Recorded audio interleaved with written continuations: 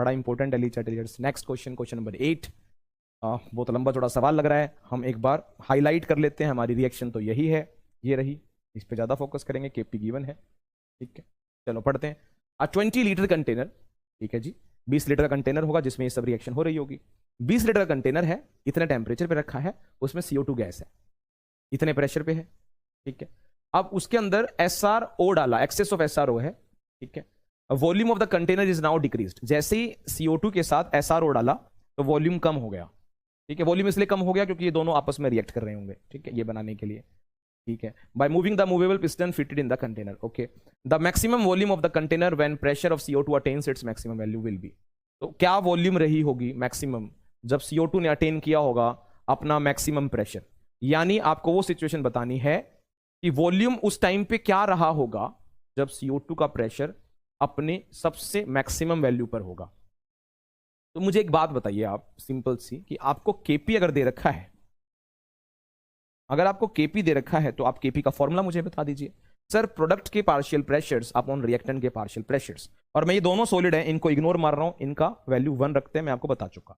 तो प्रोडक्ट में तो सिर्फ CO2 गैस है, प्रेशर ऑफ CO2, केपी कितना है 1.6, यानी हमारा प्रेशर ऑफ CO2 कितना है 1.6 एट इक्विलिब्रियम, ठीक बात। CO2 का प्रेशर हमें दे रखा है, वैसे कितना दे रखा है 0.4 ATM, इक्विलिब्रियम पे आके कितना हो गया 1.6 ATM, तो प्रेशर तो बड़ा है। अब आपको इस सिचुएशन में बतानी है उसकी वॉल्यूम क्या रही होगी, समझ गए, उसकी वॉल्यूम ये आपसे पूछ रहा है। तो मुझे बताइए शुरू में जो CO2 था इनिशियली, उसका जो प्रेशर है P1 वो 0.4 है, उसका जो वॉल्यूम है V1 वो है 20 लीटर, और उसका जो टेम्परेचर है T1 वो है 400 केल्विन।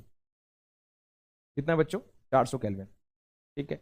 अब CO2 इक्विलिब्रियम वाला जो है, ध्यान से देखना, उसका जो प्रेशर है P2 वो 1.6 ATM है, V2 हमें निकालना है, वॉल्यूम निकालनी है, और टेम्परेचर सेम पाएगा T2 = 400 केल्विन।